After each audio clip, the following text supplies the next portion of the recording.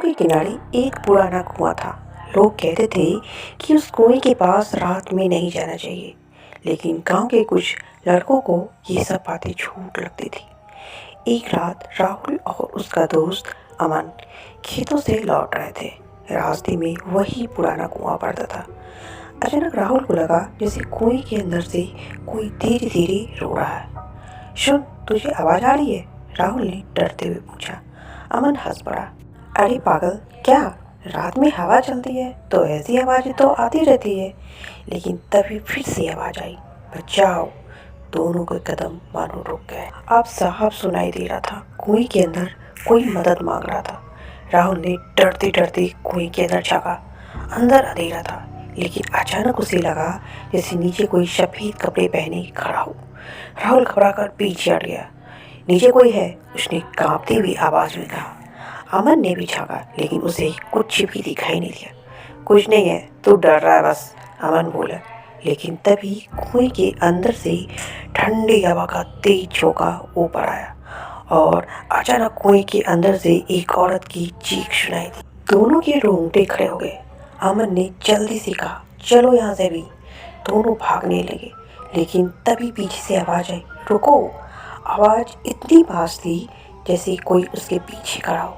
दोनों धीरे धीरे मुड़े और जो उन्होंने देखा उसे देखकर उसकी चीख निकल गई। उसके पीछे एक औरत खड़ी थी। उसके बाल पूरे चेहरे पर फैले हुए थे, कपड़े गीले और उसके पैरों से पानी टपक रहा था। उसकी आंखें पूरी काली थी। वो धीरे धीरे बोली, मुझे कुएं में किसी ने धक्का दिया था। राहुल और अमन डर के मारे कांप रहे थे। हमने कुछ नहीं किया, राहुल बोला। औरत अचानक से जोर से हंसने लगी। उसकी हंसी पूरे खेत में गूंजने लगी।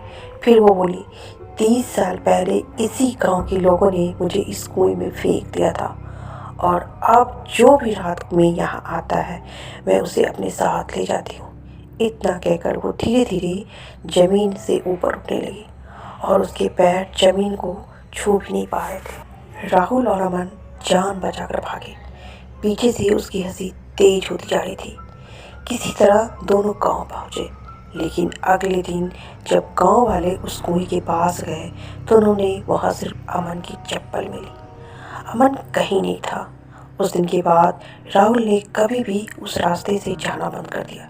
लेकिन आज भी अगर कोई रात में उस पुराने कुएं के पास जाए तो उसे कभी कभी किसी के रोने की आवाज़ सुनाई देती है और कभी कभी किसी धीमी आवाज़ फुसफुसाती है, मुझे कुएं से बाहर निकालो। डियर, मैं रोज ही ऐसी सच्ची डरावनी कहानियाँ लेकर आती हूँ।